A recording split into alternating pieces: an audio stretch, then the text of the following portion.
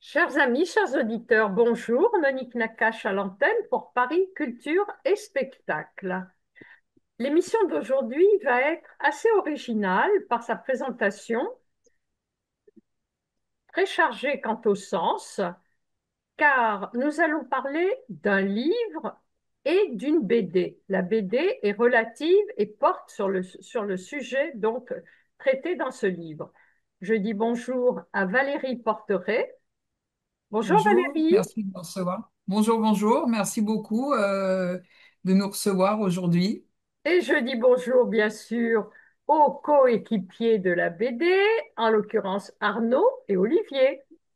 Arnaud, voulez-vous Bonjour Monique. simplement vous présenter? Et puis après, Olivier va se présenter. Et ensuite, on démarrera vraiment dans le vif du sujet avec Valérie et son livre. Alors, Arnaud, Alors, moi je m'appelle Arnaud Le Gouefflac et je suis scénariste de bande dessinée et je travaille donc avec des dessinateurs et sur cet album avec Olivier Balèze avec qui j'ai déjà travaillé sur plusieurs albums, mais c'est la première fois qu'ensemble on abordait ce type de sujet. En l'occurrence, il s'agit d'une adaptation donc du livre de Valérie Porteret, Vous n'aurez pas les enfants, que nous avons tous les deux essayé de transcrire en bande dessinée. Olivier, Et donc Olivier Balèze, comme vient de le dire Arnaud, on n'en est pas à notre premier album ensemble, mais effectivement celui-ci a une place différente dans ce qu'on a pu réaliser pour l'éditeur Glénat.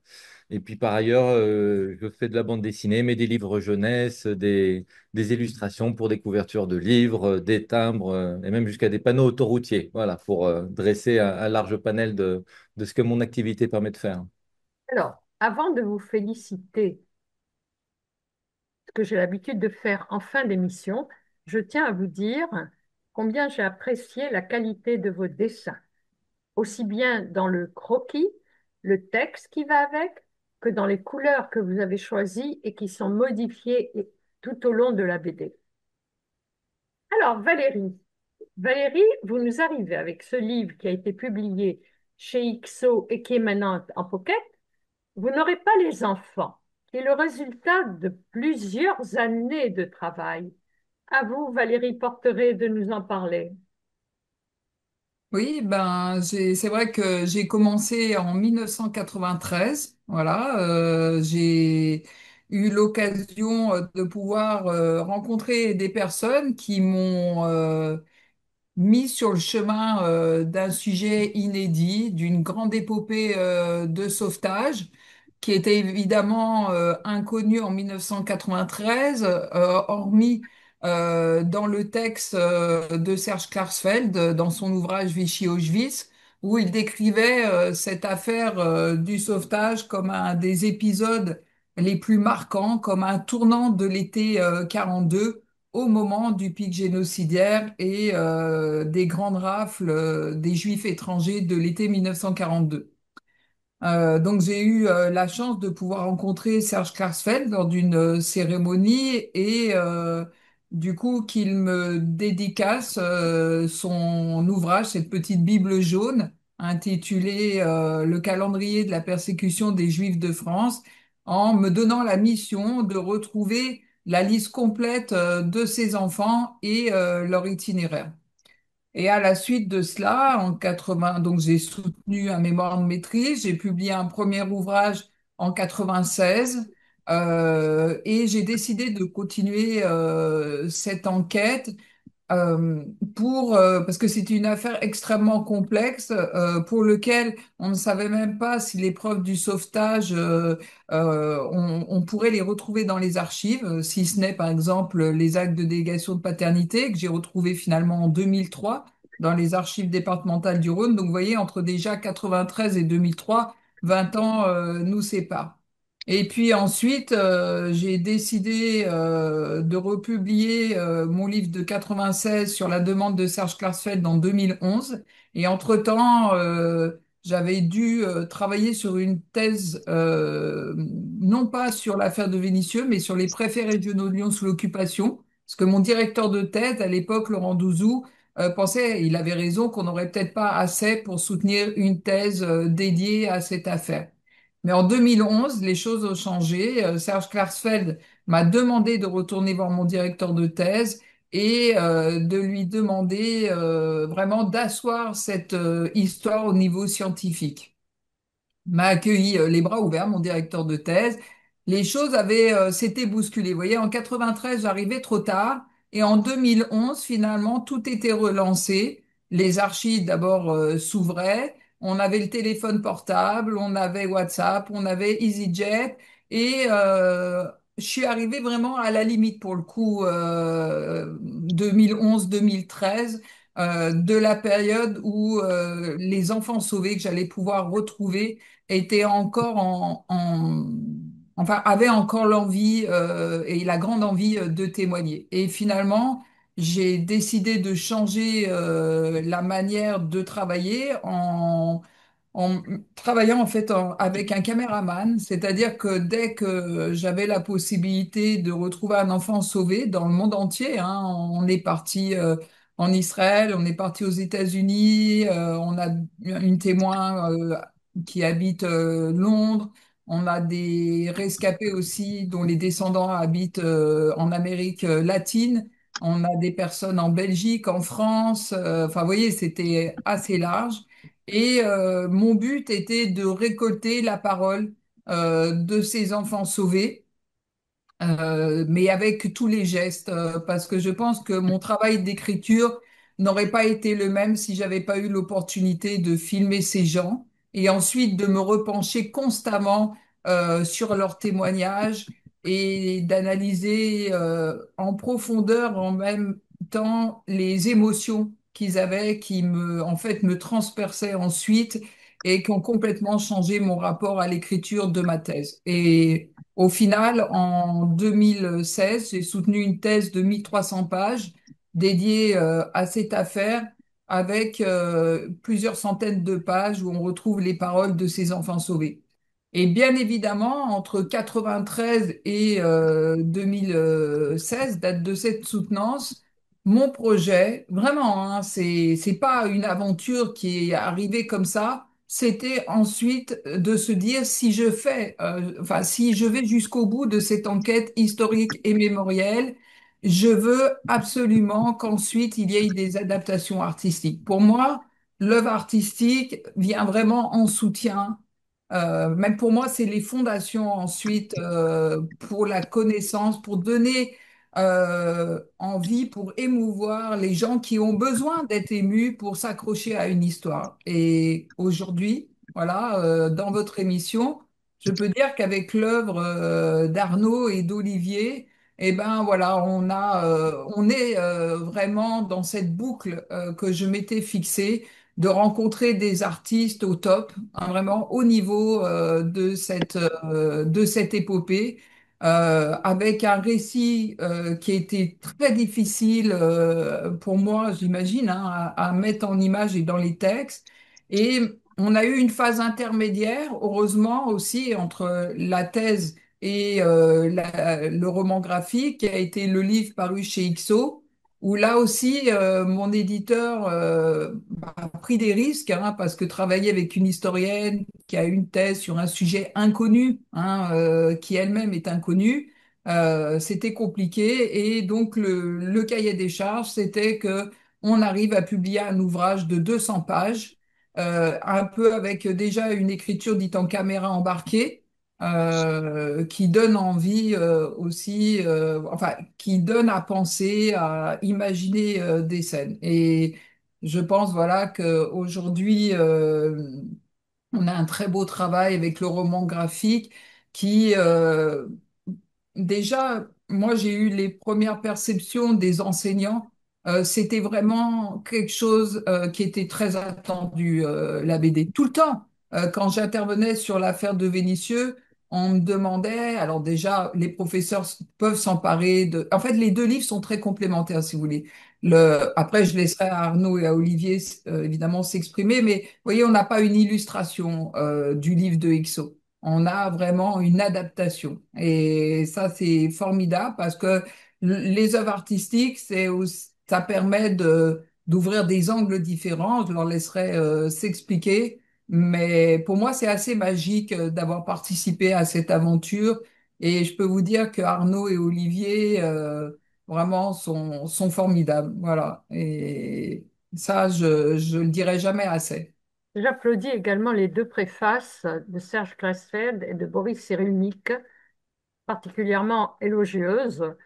Et justement, vous apercevez en arrière-plan, juste derrière Valérie, aussi bien vous n'aurez pas les enfants en BD, donc la couverture, et juste en dessous, vous n'aurez pas les enfants chez XO et chez Pocket. Alors Valérie, Et juste au-dessus de ma tête, vous voyez, en bleu, oui, vous avez les minutes du procès Angeli qui sont un petit peu cachées parce que, voilà, on a passé, à l'époque, vous voyez, quand j'ai débuté, j'ai passé 7 ans à aller aux archives à Paris parce qu'il avait été jugé, à Lyon, il avait fait appel et c'était pas de chance, du coup, toutes les minutes du procès, même de Lyon, étaient passées à Paris. Et vous voyez, pour vous montrer une différence, c'est que c'était 7 ans sur mes congés où j'essayais de trouver des moments pour aller aux archives.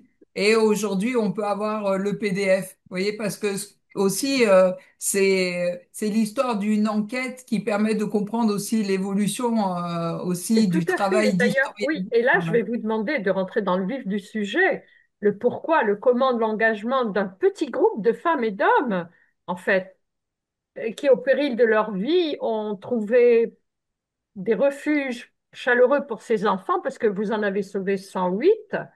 Et à la fin, bon, on peut le dire déjà, sur les 108, vous en avez retrouvé 105. Trois, malheureusement, ont tragiquement disparu à Auschwitz. En réalité, donc bon, voilà, pour faire court, on se situe au moment du pic génocidaire. Le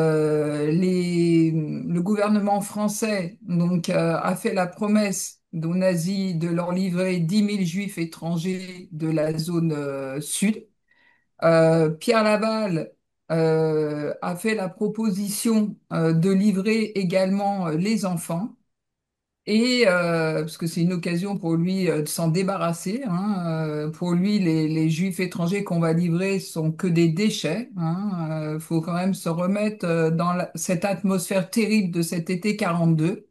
Mais au même moment, en réalité, des hommes et des femmes de toute obédience qui se connaissent, qui ont déjà travaillé au sauvetage depuis plusieurs années, si ce n'est parce qu'ils appartiennent au comité de Nîmes, qui a pour charge de défendre le sort des internés auprès de Vichy, ont été contactés par Gilbert Lesage. Donc Gilbert Lesage, c'est un résistant infiltré à Vichy qui est à la tête du service social des étrangers. Il a aussi déjà la confiance de la communauté juive puisqu'il a été déjà fuiteur à Moissac. Il est connu notamment des grands fondateurs de l'œuvre charitable de l'Amitié chrétienne. L'Amitié chrétienne est une œuvre qui a été créée à Lyon en 1941 avec pour but de défendre le sort des réfugiés, mais au fur et à mesure, évidemment, elle s'est spécialisée dans la défense des Juifs, puisque ce sont eux qui sont le plus visés par les lois de Vichy. Mais si vous voulez, et cette amitié chrétienne a la confiance d'autres œuvres, notamment de l'Osée, l'œuvre de secours aux enfants juive, mais également de la CIMAD protestante, qui est patronnée par le pasteur Bogner. Et tous ces gens, en fait, savent qu'une rafle se prépare. Et par le biais de Gilbert Lesage, donc ce résistant infiltré à Vichy, ils sont contactés début août, notamment l'abbé Glasberg, parce que à cette époque-là, lors de la préparation des grandes rafles, les gens de Vichy ont la possibilité de se faire aider à l'intérieur des camps par des œuvres charitables. Évidemment, le but de Lesage, comme il connaît très bien le travail de l'abbé Glasberg, du père Chaillet, il les contacte pour venir à ses côtés plaider la cause de tous les Juifs internés qui seront arrêtés et conduits au camp de Vénissieux. Alors, cette grande rafle de la région de Lyon, elle touche 10 départements, la Drôme, la Saône-et-Loire, l'Isère, le Rhône, la Savoie, la Haute-Savoie, le Jura, enfin voilà, 10 départements. Et au final de ces arrestations, toutes les personnes devront être conduites au centre de triage régional de Vénissieux, qui se trouve dans la banlieue de Lyon. C'est le préfet régional Alexandre Angeli qui a décidé du choix de ce lieu. Et pourquoi ce lieu? C'est tout simplement parce que c'était un camp, à la base, un camp d'Indochinois au chômage et il pouvait contenir l'équivalent d'une légion de travailleurs indochinois au chômage. Et peu avant, à la fin du juillet 1942, ces personnes ont été dispatchées pour travailler et ils en ont laissé qu'une cinquantaine. Donc en fait, tous les locaux étaient vidés. Il y avait un grand mur d'enceinte, il y avait une guérite, il y avait des baraques, il y avait aussi des Indochinois qui restaient, qui auraient en charge donc de servir à manger aux internés qui seraient arrêtés. Et aussi l'intérêt de ce lieu, c'est qu'il était à l'extérieur de Lyon. Et vous savez que, évidemment, toujours le souci de Vichy, c'était que la population ne se rende pas compte ou ne voit pas. Donc, il y avait, le camp de Vénissieux répondait aussi à l'aspect de discrétion qui était très important. Et puis, en plus, il était situé à peu près à 500 mètres d'une gare marchande où ensuite 545 près du millier de personnes qui vont être internées au camp de Vénissieux seront ensuite conduits à Drancy en vue de leur déportation à Auschwitz. Donc le but de l'amitié chrétienne, c'est d'arriver au camp avec Gilbert Lesage et de faire partie de cette commission de criblage en, en fait, en sauvant à la fois légalement les personnes qui ont été internées, parce qu'un certain nombre d'entre eux, vous savez, c'est une rafle qui a été organisée dans la précipitation, donc il y a eu des erreurs. Donc le but, c'est d'arriver à permettre à ces internés qui, en plus, sont tous des étrangers, hein, qui proviennent de toute cette Europe qui a été envahie par Hitler. Donc on a des Tchécoslovaques, des Russes, des Allemands, des Estoniens, des Lettoniens, des Sarrois. Toutes ces personnes ne parlent pas forcément français. Un certain nombre d'entre eux parlent aussi yiddish et l'abbé Glasberg parle le yiddish. L'épouse de Jean-Marie Soutou parle plusieurs langues. Gilbert Lesage parle plusieurs langues. Donc le but, c'est de faire en sorte que la police, en réalité, ne se débarrasse pas hein, des cas qui sont litigieux et qu'on arrive à récupérer un certain nombre de documents. Et d'ailleurs, il y a une équipe volante qui sera montée au camp de Vénissieux avec une personne du SSAE, qui est le service social d'aide aux étrangers, et qui retournera à Lyon, notamment auprès des consulats, pour essayer de récupérer des papiers et défendre la cause de ces internés. Après, évidemment, sauver, c'est aussi sauver de façon illégale et pour le coup de transformer un certain nombre de documents ou de tricher en utilisant ce que Arnaud et Olivier ont vraiment démontré dans la BD, c'est-à-dire par l'analyse des papiers administratifs, de transformer et d'arriver à faire en sorte que les personnes qui auraient dû être déportées ne le soient plus. Et il y aura aussi un gros travail fait par Charles Lederman au camp. Et puis faire en sorte aussi de venir en soutien moralement des internés. Et ça sera tout le travail aussi des assistants sociaux et des assistantes sociales. Et elles auront notamment un rôle très important au moment où on demandera aux parents d'accepter de signer un acte de délégation de paternité en faveur de l'amitié chrétienne afin de donner l'opportunité à leurs enfants, eux, d'être sauvés. Alors, bien sûr, tous ensemble, nous saluons la mémoire pour ceux qui ont disparu, et je crois que la majorité d'entre eux, de ces intervenants, ont disparu, dont Charles Lederman que vous venez de citer et Raya. Euh, en assistant beaucoup, car ce sont les grands-parents de mon amie Anne Bassi, qui a écrit elle aussi plusieurs livres sur la déportation. Je salue dont aussi Dieu le fit. Et le film, bien sûr, bien sûr. elle m'a invité à présenter nos deux ouvrages ensemble On sur prend, une radio. Et puis, il y a pas très longtemps, on l'a présenté aussi à Paris lors d'une soirée littéraire chez Anne-Marie Mitterrand. Et on est très liés avec Claudie Bassy et Anne Bassy. Ça, c'est formidable aussi de pouvoir développer des liens bien sûr. très forts avec les familles des sauveteurs et les familles des enfants sauvés. Alors maintenant, Valérie, on ne peut pas tous les citer, hein, bien sûr, y compris le cardinal Gerlier, qui était ami de Pétain et qui a fini par faire lire une homélie dans toutes les églises de la région. D'accord? Mais Ami je de sais. Pétain, ami de Pétain Oui, et ami des Juifs, puisqu'il était le parrain d'un des enfants du frère d'Elbronner, président du consistoire central. tout à fait. Alors, on va rentrer un petit peu, on va essayer de parler de deux personnages, et puis là, je vais pouvoir projeter quelques images que Olivier et Arnaud vont commenter. Si on pouvait parler de Rachel, on va essayer de fixer sur, parce que l'émission, le temps qui nous est imparti passe très vite, il y a Rachel et Justus. Si vous pouviez dire deux phrases sur eux, et puis je projetterai les photos. Allez-y, Valérie. Oui, alors donc Rachel, c'est l'une des héroïnes du livre paru chez IXO. C'est une enfant juive qui vivait en Belgique, de parents étrangers, qui va raconter son exode de Belgique avec son père, sa maman et sa belle-mère, qui va arriver ensuite en France au moment de l'exode, cette fois-ci de France, et qui va descendre jusqu'à Alba-la-Romaine en Ardèche où son père va pouvoir trouver un petit travail de coiffeur, puisque en fait les hommes sont partis se battre et sont pas encore revenus, ils sont fait la plupart faits prisonniers. Et à Alba-la-Romaine, au bout d'un certain temps, malheureusement, son père va être pris par la police, conduit dans un GTE et elle va se retrouver à Alba-la-Romaine seule avec sa belle-mère.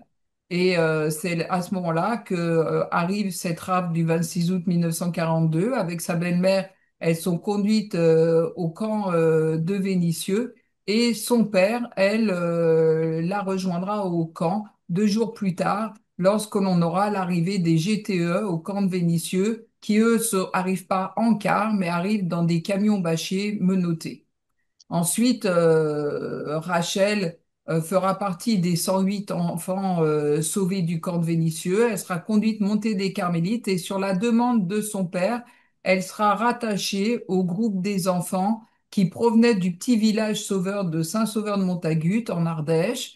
Et tout simplement parce qu'aussi au camp de Vénissieux, des gens se retrouvent, des familles, mais aussi des gens qui se connaissaient en Belgique le boucher, le coiffeur, et donc du coup c'est le cas du papa de Rachel. Il a retrouvé au camp des gens qui connaissaient de Belgique. Et ces gens lui ont décrit la force et la puissance de l'accueil qu'ils avaient reçu depuis 40 à Saint-Sauveur de Montagut.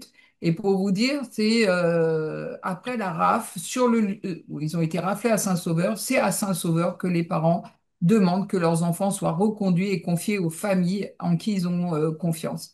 Donc le papa rattache Rachel à ce groupe, lui sera déporté et malheureusement gazé à Auschwitz, et Rachel sera confiée à Saint-Sauveur de Montagut, où elle restera plusieurs mois avant d'être récupérée par sa maman, qui a réussi, alors c'est une véritable épopée de Belgique, à revenir en France et reprendre sa fille. Et là, on a des liens indéfectibles qui se sont vraiment noués entre Rachel et sa famille d'accueil qui deviendra vraiment sa famille de cœur, puisqu'on a retrouvé des courriers où vraiment, même elle était en détresse hein, d'avoir dû quitter cette famille. Voilà, les merlans. Et puis, concernant Justus, lui, Justus, c'est vraiment aussi la grande épopée. Donc, lui, c'est un garçon qui vivait à Danzig au moment où les jeunesses hitlériennes arrivent. son père décide de l'exfiltrer de Danzig et de rejoindre Monsieur Berger, qui est en fait un représentant de commerce avec qui il travaille pour la vente du blé. Et Justus donc part, il passe par l'Allemagne, il va rencontrer son oncle. Il est terrifié de voir que son oncle ne peut plus travailler, que son oncle est interdit de spectacle. Il lui demande, mais en fait, pourquoi tu restes? Et il lui dit, c'est qu'un vent mauvais, ça va passer. Et lui, ça lui paraît incroyable. Donc, il est désespéré, mais il arrive en France, par contre, très confiant. Il raconte son voyage en train, il se dit que ça va être formidable. Et en France, il va être scolarisé au lycée Janson de Sailly. C'est un très bon élève, jusqu'au moment où, malheureusement, il y aura donc l'exode de 40. Et en 40, il se retrouve vraiment dans la situation d'un SDF. Il n'y a plus Monsieur Berger pour l'aider, il est en train. Et puis finalement, il va s'arrêter, il va être mis dans un cinéma qui a été réquisitionné et il va faire la rencontre. C'est quelqu'un de très beau, de très élégant, de très cultivé et il va se lier d'amitié avec des femmes dans ce cinéma, des jeunes femmes et des jeunes femmes qui veulent revenir sur Marseille, notamment sur Marseille, et qui connaissent l'œuvre qu'est en train de réaliser Varian Fry, notamment pour exfiltrer tous les artistes de nationalité allemande qui sont demandés par les autorités du Reich. Et elle lui dit, écoute, moi je pense que je peux peut-être te trouver un travail auprès de quelqu'un, évidemment, elle lui cite pas le nom, rejoins-moi à tel hôtel à Marseille et on verra ce qu'on peut faire. Et au final, elle va le présenter à Varian Fry, et parce il est de type dit arien, et c'est lui qui va être en charge de faire les allers-retours pour chercher les faux papiers de ces artistes qui vont être exfiltrés. Et puis après, ben Varian Fry doit repartir aux États-Unis parce que c'est dangereux. Ils n'ont plus le droit de citer à Marseille. Et évidemment, Justus, lui, n'est pas un grand artiste. Il est un simple jeune garçon qui a fait son travail. Il va essayer de passer par l'Espagne, enfin de passer la frontière. Il va se faire prendre, il va être arrêté, il va être mis en prison. Et puis il va tomber, il a beaucoup de chance, sur un juge clément parce qu'il a inventé l'histoire qu'il faisait du sport, qu'il faisait de la grimpe, vous voyez, là-bas. Alors ils lui ont dit, bah, faudra changer de lieu pour vous exercer. Bon, vous passez des détails. À Marseille, il retrouve quelqu'un qu'il connaissait du groupe Varian Fry qui lui conseille d'aller sur Grenoble parce qu'il y a de la résistance à Grenoble et qu'il pourra avoir vraiment une mission intéressante. Pour faire court, il est arrêté chez sa logeuse le 26 août 1942, probablement sur dénonciation, et il est conduit au camp de Vénissieux. Et au camp de Vénissieux, pour lui, vraiment dans son témoignage, puisque j'ai pu le filmer pendant 6 heures à Bard, qui est situé à une centaine de kilomètres de New York, pour ses 93 ans. D'ailleurs, c'est tombé jour de son anniversaire, je ne le savais pas. Il m'a raconté vraiment de l'intérieur ce qu'il avait vécu, cette arrivée au camp de Vénissieux. Pour lui, c'était le dernier lieu. C'est-à-dire que s'il sortait pas du camp de Vénissieux, c'était fini. Et donc, il s'est promené dans ce camp parce que, hormis les gens du GTE, les personnes âgées, les mamans et les enfants et les jeunes pouvaient se promener. Et il a repéré une baraque aux malades qui était tenue par le docteur Adam. En fait, il était infirmier, il n'avait pas encore le rang de médecin. Il y avait aussi des infirmières de la Croix-Rouge. Et il comprend qu'en tout cas, s'il y a une possibilité de sortir de ce camp et peut-être voilà, de s'évader, c'est peut-être d'être malade. Mais il n'est pas malade, hein. C'est un garçon en pleine forme. Et de nouveau au camp, il rencontre la sœur d'un copain parisien qui est infirmière et il lui explique son stratagème. Et il dit qu'est-ce que je peux faire et elle lui conseille de simuler donc une crise de péritonite.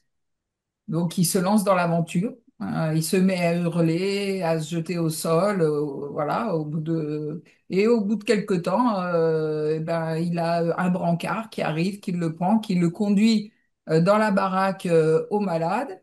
Et c'est là qu'ils paniquent en se disant, oui, mais maintenant, ils vont vite voir que j'ai pas de crise de péritonite. Et notamment, ils se retrouvent avec un thermomètre dans la bouche que lui met une personne de la Croix-Rouge. Et c'est là qu'il se souvient qu'à Danzig, quand il faisait très chaud et que le thermomètre montait, on pouvait les libérer de l'école. Et ils avaient l'habitude, avec des copains, de faire des blagues à leurs professeurs et notamment de piquer le thermomètre et de le chauffer dans leurs mains pour faire un petit peu augmenter la température.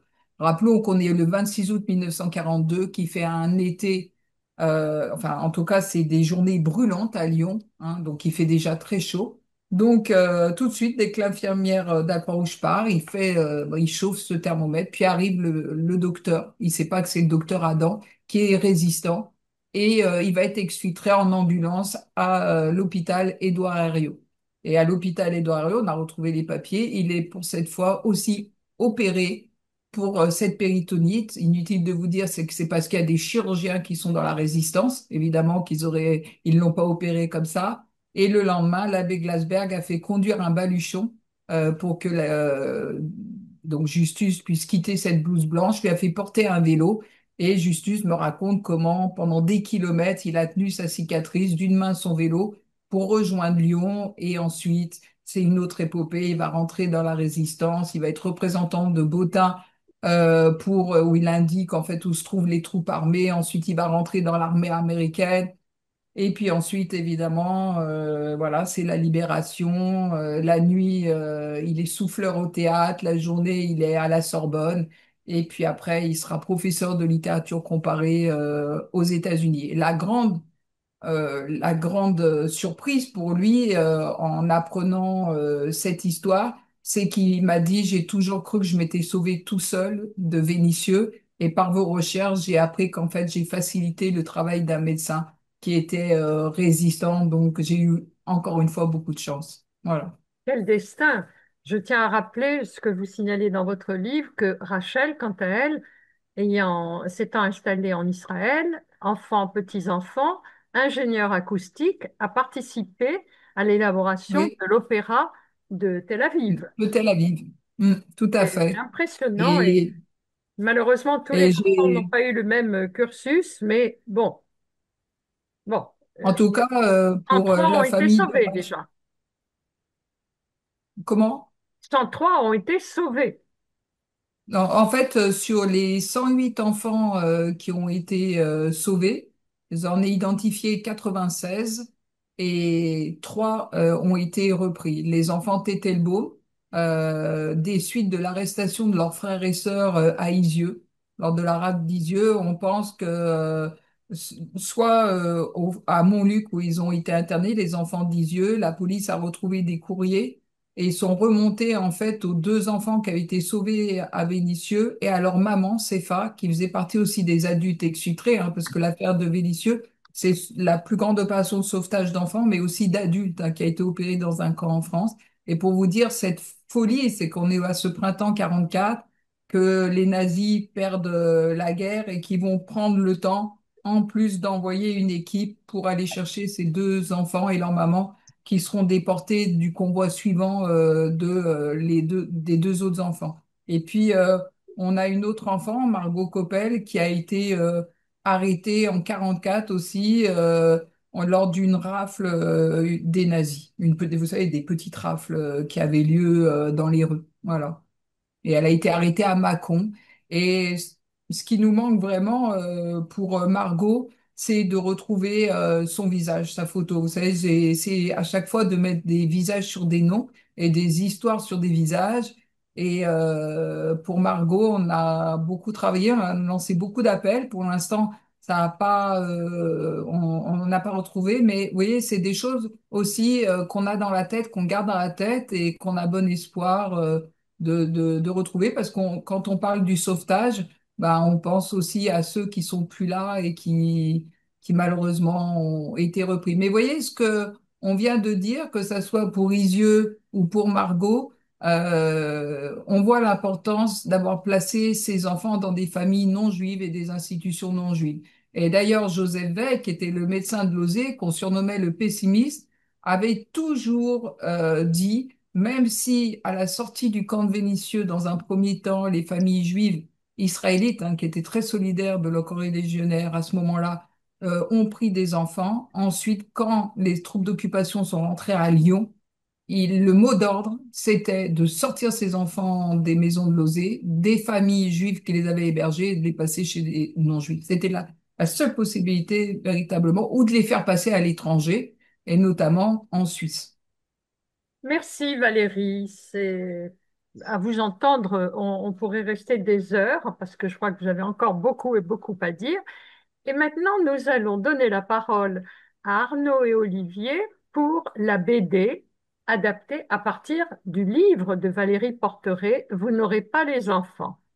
Alors, si vous permettez, je vais partager.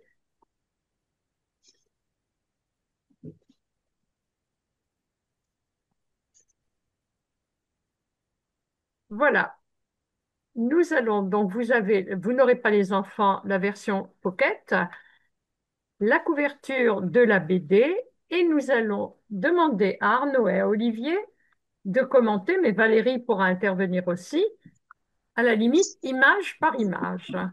Alors ça, c'est votre présentation. Et maintenant, voilà. Je vais peut-être agrandir celle-ci. À vous, à vous les amis.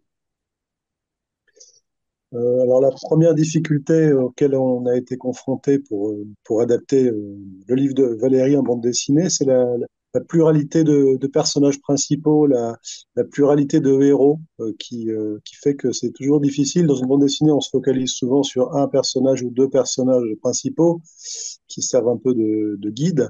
Et là, l'intérêt de l'histoire, ce que Valérie a remarquablement mis en évidence, c'est qu'il s'agit d'une œuvre de sauvetage collectif avec un certain nombre de personnages, qu'il ne s'agit pas non plus tout d'un coup de transformer cette pluralité en une fausse unicité, quoi. C'est-à-dire que on n'a pas voulu, nous, sacrifier cette réalité très intéressante de cette pluralité en réduisant. Donc on a une nécessité de présenter aussi et de mettre en scène tous ces personnages sans escamoter les uns ou les autres. Et donc on a avec Olivier décidé de préciser en début d'album sous forme de, je sais pas comment on peut dire ça, de trombinoscope. Je sais pas si c'est le mot est très heureux.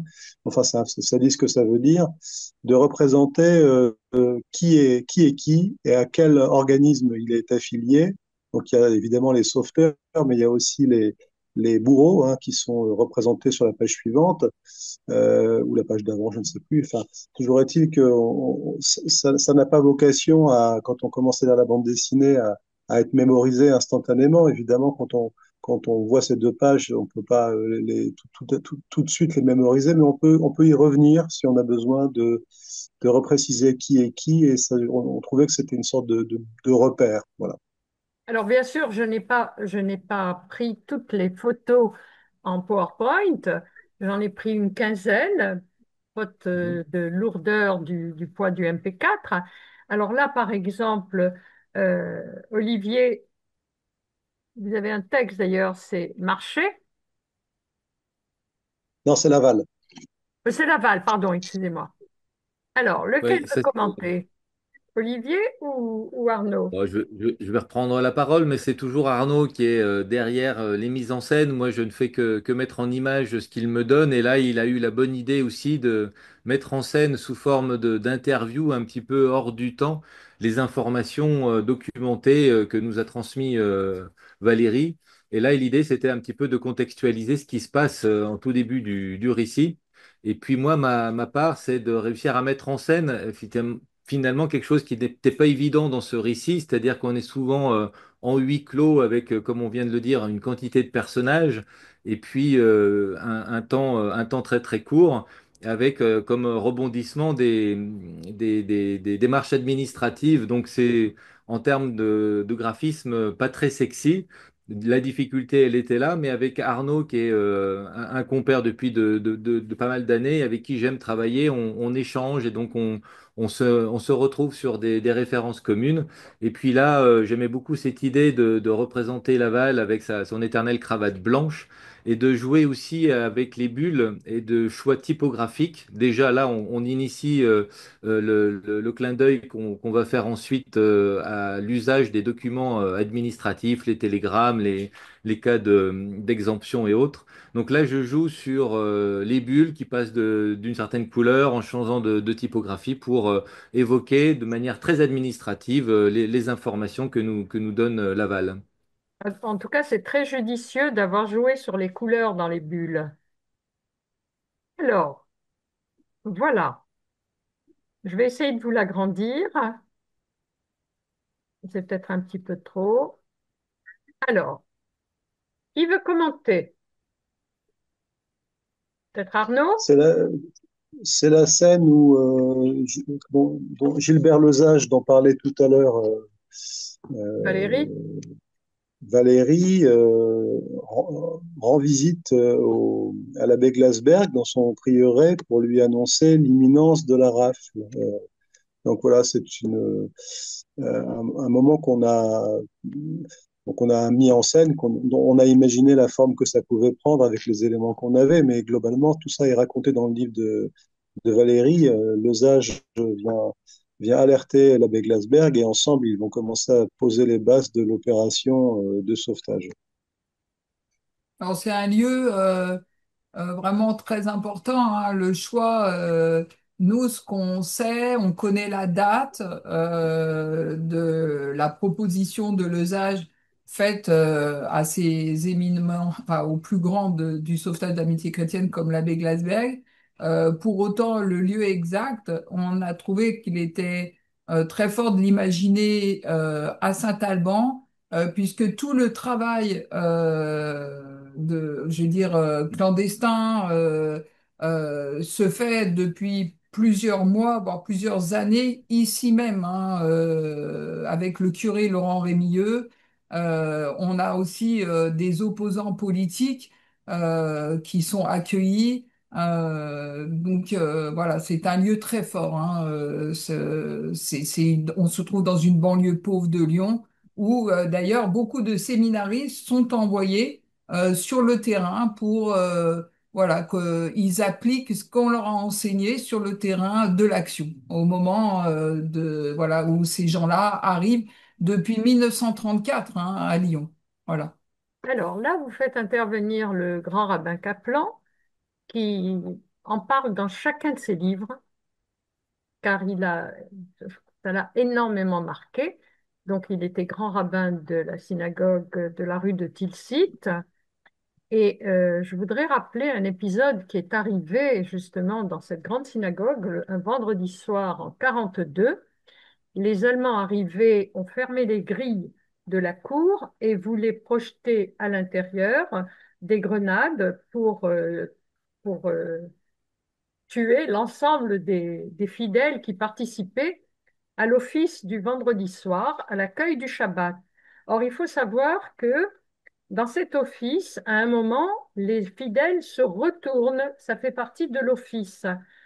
Et les Allemands entrant ont été très surpris car ils ne voulaient pas être vus, ont lancé leurs grenades à l'entrée de la synagogue, ce qui a permis de sauver l'ensemble des fidèles. Et le grand rabbin Kaplan le rappelle dans tous ses livres avec tout cet émoi et cette affection qu'il pouvait porter pour tout ce qui s'est passé auprès de la communauté juive de Lyon qu'il représentait. Alors Et là pour aussi, justement, le vous avez très passage bien choisi les couleurs parce que la noirceur et le marron, et c'est vraiment poignant. Excusez-moi, Valérie, vous aviez quelque chose à rajouter, je crois. oui, alors donc nous on est un petit peu avant donc l'arrivée des Allemands à Lyon Exact. et en fait ce que je trouve très important intéressant c'est qu'en fait comme le livre est très ramassé vous avez vu donc ils ont fait la présentation de l'ensemble des acteurs et après très vite on arrive au camp de Vénissieux et ils ont mis cette porte sur une contextualisation en réalité de qu'est-ce qu'on est au milieu, enfin dans ce mois d'août 42, et là on est le 11 août 42. Et c'est un convoi de déportés provenant de Rivesaltes qui s'est arrêté en gare de Perrache. Et à la suite de cet épisode, en réalité, ils vont se missionner vers le cardinal Gerlier pour lui demander d'intervenir auprès de Pétain, qu'ils ont vu des scènes atroces en gare de Perrache. Donc, en fait, c'est un moment aussi de contextualisation particulier que je trouve très très fort et où tout de suite le lecteur comprend ce qui va se jouer, hein, pour les personnes qui ne seront pas sauvées. Oui. Alors, là, j'ai opté pour celle-là. Voulez-vous que j'agrandisse? Ou remarquez, vous devez connaître les bulles par cœur. Oui, oui. Allons-y. Bon, là, Et ou Arnaud, à vous la c'est- parole. c'est le début de, comment dirais-je, des investigations de l'abbé Glasberg qui cherche une faille administrative ou plusieurs failles administratives. Il cherche en tout cas à dépioter les documents officiels pour savoir comment exempter le maximum de personnes et quelles sont les failles. Il a des lunettes bien aiguisées, on va dire. Il a l'œil exercé. Et donc, c'était effectivement pour Olivier et moi une des autres difficultés de l'adaptation, c'est-à-dire qu'on a ici un thriller administratif. Les rebondissements sont d'ordre administratif, les retournements de situation sont souvent des affaires vraiment de papier. Alors, comment est-ce qu'on peut rendre ça sensible et lisible sous forme de bande dessinée? Et c'est là qu'aussi comment dirais-je, la capacité d'Olivier à intégrer de l'image dans l'image, c'est-à-dire là, en l'occurrence, il a réussi à tramer des documents administratifs et à en faire là, quasiment la matière, l'arrière-plan de certaines cases. Comme on voit par exemple dans cette dernière case, la sixième case de la planche, où on voit dans les lunettes de Glasberg se refléter les documents administratifs, documents qui sont authentiques. Valérie nous a communiqué énormément de documents justement pour pouvoir nous nourrir aussi graphiquement de ces documents administratifs. Donc c'est une manière de rendre sensible et de mettre en perspective les ressorts de ce thriller administratif sans être juste dans le texte, dans l'explication et dans le didactique. Voilà, ce qu'Olivier a réussi à rendre palpable et sensible. Bravo pour la projection du texte sur les lunettes, hein. Alors, là, vous avez carrément, allez-y, c'est Olivier peut-être qui va prendre la parole. Peut-être Olivier. Alors moi, je vais plus prendre la parole par rapport à la scène précédente. Comme celle-ci, il y a donc un choix délibéré, vous en avez parlé, de l'usage des couleurs et donc de couleurs restreintes. Le rouge est très présent, comme on l'avait vu dans la gare, ici pour l'abbé Glasberg. Ça lui donne une dramaturgie. On peut même souligner le choix que Arnaud a fait aussi de mettre une case silencieuse quand la porte se referme. On aurait pu passer directement à la quatrième case, mais cette troisième case souligne en fait la confidentialité de sa recherche, la nécessité d'être, non, encore une fois, discret sans doute. Je ne sais pas à quel point c'était vrai, mais disons que là, le lecteur, il se rend bien compte qu'il est sur des papiers importants. Et donc, l'usage que je peux faire des couleurs, effectivement, est très importante parce qu'elles sont réduites. Et donc, à la fois pour déterminer le changement d'une scène à une autre, d'une ambiance à une autre, mais également pour, grâce à ce rouge, en fait, pour souligner le caractère dangereux, en fait, de ce qui se trame derrière ces courriers. Donc, c'est des couleurs qui sont à la fois vives parce qu'il y a le rouge, mais pour la scène suivante, on est quand même baigné dans du noir et il y a un moment donné, donc on ouvre les rideaux. Donc ça, c'est cette idée de mise en scène d'Arnaud aussi pour faire rentrer un peu de lumière dans cette histoire. Là, je passe la main à Arnaud s'il veut nous commenter davantage ce qui se joue dans cette scène. Oui, bah c'est la scène où le grand rabbin Kaplan rend compte au cardinal Gerlier de ce qui s'est passé il y a deux planches là lors Oui, du passage de ce train de déportés en gare de Lyon. Et voilà, c'est un moment absolument crucial parce que quelque part il alerte Gerlier sur la réalité de ce qui est en train de se passer. Et Gerlier, qui est à la fois un ami de Pétain et en même temps un homme de conscience, se retrouve confronté aux paramètres de sa propre spiritualité, si j'ose dire. Donc on a voulu mettre un peu ça en scène avec cette scène d'ouverture de rideau, cette lumière qui tout d'un coup vient éclairer l'intérieur d'une pièce qui jusque-là était sombre, pour voilà symboliquement aussi représenter l'homme face à ses interrogations, à ses questions et à sa conscience. Alors, le temps avançant très vite, je vais essayer de vous faire passer plusieurs slides et si vous voulez intervenir, n'hésitez pas, vous m'arrêtez.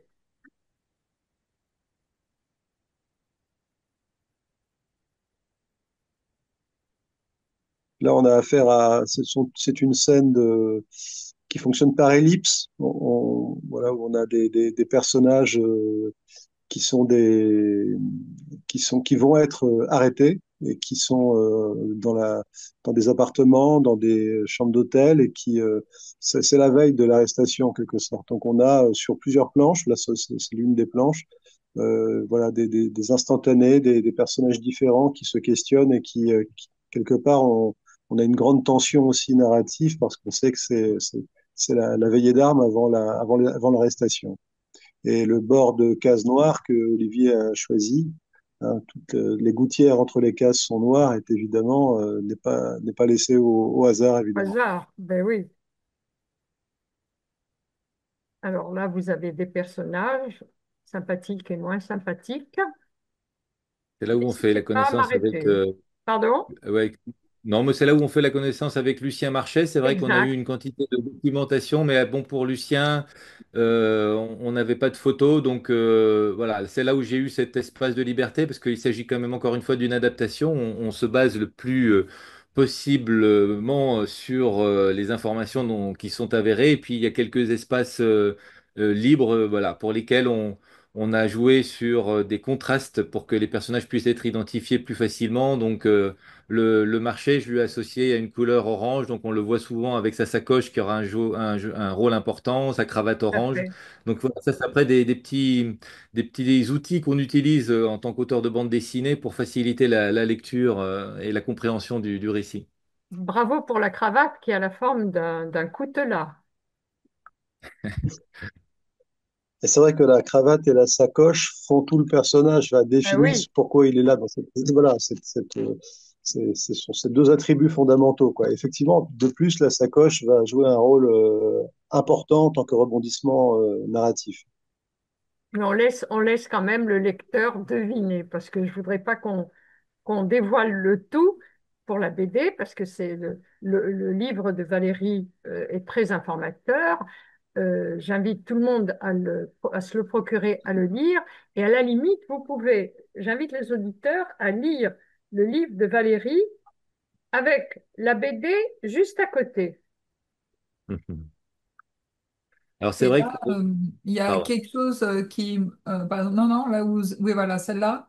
Vous voyez, en haut, par exemple, on reconnaît très bien une des photos que j'ai retrouvées en 2018, parce qu'en 2018, j'ai retrouvé les 15 clichés qui ont été pris au camp de Vénissieux par un travailleur indo-chinois au chômage, Ngo Trong Chieu. Et ce sont aujourd'hui les seules photos au monde qu'on possède où on voit des internés dans un camp au moment de ces grandes rafles des Juifs étrangers de l'été 42, avant d'être conduits à Drancy en vue de leur livraison à Auschwitz. Et là, on a vraiment une photo où on voit les internés monter dans les marches du grand réfectoire où on va leur servir leur repas. Alors, nous avançons.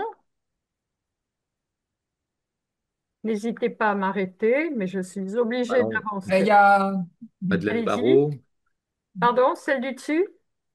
Bah donc là, oui, on continue à rencontrer plusieurs personnages importants dans cette affaire. Madeleine Barrault et donc le fameux docteur Adam qui échange. Et c'est vrai que dans les mots qui sont échangés, on sent toute la tension, les difficultés, la prise de risque. Et en même temps, comment dire, parfois une forme de d'incapacité à pouvoir sauver plus de monde. Enfin, on sent bien que dans ce qui se passe dans ce camp, c'est de réussir à sauver le plus de monde possible. Et on devine bien le désarroi, notamment du docteur Adam. Valérie, d'ailleurs, tu nous racontes souvent autour du docteur Adam quelque chose qui m'émeut beaucoup, c'est de se dire qu'il a beaucoup contribué à sauver des vies, mais que à la fin de sa vie, il n'aura pas su ce qu'étaient devenus les enfants, je crois, non? Oui, en fait, ce qu'on retrouve, que ça soit pour Madeleine Barrault, que j'ai pu interviewer à Paris avant son décès, ou que ça soit la veuve du docteur Adam, ce qui est très émouvant, c'est qu'à chaque fois, ce qui revient dans la parole des héros, quand ben, ces grands héros qui ont agi au camp, c'est jamais, au départ, ils vous racontent pas ce qu'ils ont fait, c'est qu'ils ont en gardé en tête que le souci du devenir de cette centaine d'enfants parce que eux évidemment ils savent que ils les ont sauvés à l'intérieur du camp, ils savent que monter des carmélites ils ont été confiés à des familles, pour autant il restait encore 2 années de guerre et en fait que ils m'ont vraiment accueilli avec beaucoup d'émotion parce que ils avaient envie de savoir si tous ces enfants avaient pu survivre jusqu'à la libération. Et le docteur Adam, c'est une personne incroyable. Il n'a pas encore obtenu, on n'a pas encore réussi à obtenir la médaille des justes pour le docteur Adam. Il faut vraiment qu'on l'obtienne. Ce jeune médecin, il avait 19 ans, hein, enfin, à peine 20 ans, l'âge de Justus, et il a une prise de risque incroyable au camp. Il va sauver plusieurs dizaines d'adultes et ensuite il va poursuivre son œuvre euh, pour éviter à des jeunes de partir au STO. Il va diagnostiquer des problèmes pulmonaires. En fait, même au camp, hein, il distribue des doses de poison. Enfin bon, les lecteurs découvriront le docteur Adam. Et ensuite, il va être attaqué dans les rues de Lyon par le MNAT qui va le laisser pour mort, hein. Elle va prendre vraiment des coups sur la tête, notamment. C'est une amie infirmière qui va le traîner jusqu'à chez elle, lui porter des soins. Et dès qu'il est remis sur pied, il repart dans le maquis comme infirmier. Et après-guerre, il prend la tête d'un sanatorium à Vichy. Et non seulement il est médecin, mais aussi il organise des chorales. Enfin, c'est un homme rempli vraiment du souci des personnes dont il a la charge à chaque fois. Et il va jusqu'au bout. Et sa veuve, voilà, je lui avais fait la promesse de mettre en avant le travail du docteur Adam, qui est vraiment inconnu. Et notamment, il avait donné son témoignage peu de temps après la guerre, enfin dans les années 50, un témoignage qui avait été validé par la commission d'histoire de la Seconde Guerre mondiale, qui est très détaillé, qui m'a offert le premier plan du camp vu d'avion. Et voilà, moi, ma promesse qui a été faite à cette veuve, c'est que, évidemment, que le docteur Adam devrait avoir cette médaille des Tout justes à et fait. j'espère qu'au fil du temps, on l'obtiendra parce que pour la jeunesse, d'avoir la figure d'un juste de cet âge, c'est très important.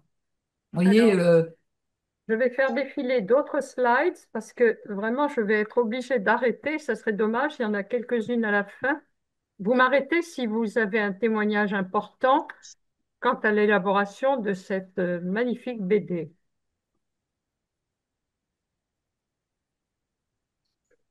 Là, vous avez un exemple dans cette planche Pour les juste là. enfants, celle-là, Juste celle-là, celle qu'on voit.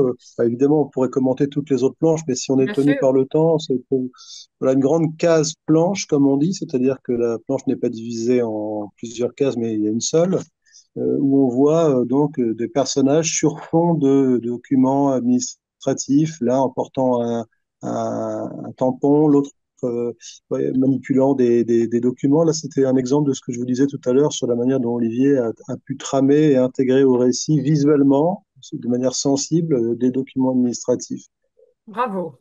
Un grand, grand bravo. Là aussi, avec le statut des Là Juifs, aussi, donc avec les tout à ongles fait. également. Là, cette slide qui est particulièrement touchante. La salle est vide Oui, et un ourson trône. c'est Rappel de effectivement l'enfance. une image parfaitement éloquente Ouais. parce qu'il y a l'absence, voilà, il y a une sorte de silence et il y a cet ourson au premier plan qui évidemment dit tout. Rappelle l'enfance. L'enfance détruite, l'enfance abolie. À la fin de l'album, donc on a tout simplement, on s'est posé la question qui paraît légitime de que sont-ils devenus, tout simplement. Et donc les personnages principaux, une grande partie des personnages principaux de l'histoire sont évoqués sur leur destin, puisque l'album se clôt sur justement le sauvetage des enfants. Il y a toute une partie fascinante ensuite de destin qui se ramifie d'une famille à l'autre, qui mériterait à elle seule, évidemment, encore d'autres albums de bande dessinée. Tout Il à fallait bien fait. qu'on circonscrive notre Et propos. Voilà. bravo à Olivier pour le choix des couleurs, parce que là, on voit très bien, euh, quand on s'interroge, que sont-ils devenus? Et le choix des couleurs nous laisse penser, nous laisse surtout applaudir au travail qu'ils ont effectué. Oui, oui. Puis après, c'est vraiment un travail collectif, hein. Je me souviens qu'on avait déterminé 3 pages pour cette partie-là, et puis l'éditeur estimait qu'il en fallait davantage. C'était important aussi de savoir ce qu'ils étaient devenus. Les couleurs sépia nous laissaient entendre aussi le côté passé, mais c'est souvent aussi ce qu'on utilise pour évoquer des flashbacks. Là, on l'a pas vu passer, mais avec Arnaud, on a joué certains flashbacks, notamment le récit de l'abbé Glasberg, qui est d'origine ukrainienne. Ça s'est fait avec un jeu de broderie. Donc là, j'ai demandé à ma fille de passer en broderie des dessins que j'avais réalisés pour raconter cette histoire de géant. Ce géant est une contribution aussi, pareil, d'Arnaud pour évoquer, pour symboliser le récit et l'acte héroïque dans son collectif. Et comment ce géant qui est constitué de différentes personnes permettait de mieux comprendre aussi ce qui se jouait dans ce camp où plusieurs personnes œuvraient ensemble et finalement chacun à sa propre capacité a pu contribuer à un grand sauvetage. Moi, c'est quelque chose qui m'émeut beaucoup à chaque fois quand je parle de ce récit, c'est de montrer que chacun peut, à sa mesure, contribuer à quelque chose de grand. Alors certains sont plus capables de s'investir, d'autres par petites touches. Mais c'est cette addition d'actes qui permet de grandes choses. Alors là, Olivier, je vous laisse commenter le choix des couleurs, l'homme qui va vers son destin, le penseur. Oui, bah finalement on pensait ne pas avoir de personne fil conducteur, mais cet abbé Glasberg revient souvent et Arnaud parle dans ce récit de la lumière, puisqu'on a aussi un photographe qui prend des photos, donc ça joue avec cette lumière et puis ce récit qui est très sombre et ce moment qui arrive vers la fin, au moment où Justus va pouvoir s'enfuir, encore une fois grâce suite à la visite de l'abbé Glasberg. Ben, il repart dans la ville. On devine bien qu'il peut être encore poursuivi, mais disons que ça nous permet aussi, par le jeu de lumière, d'apporter un peu de liberté et de satisfaction pour le lecteur, de voir que leur acte a abouti. Enfin, je ne sais pas, Arnaud, toi, comment tu veux aussi à contribuer, parce que c'est vraiment une idée à toi aussi de terminer avec une grande case et le profil de cet abbé qui part dans les rues. Oui, bah, c'est-à-dire que tout au long de l'album, on a cette problématique de la lumière qui malheureusement fait défaut. C'est-à-dire, bon, là, on parle de la lumière au sens large, lumière de l'humanité, lumière spirituelle ou lumière d'espoir, tout simplement.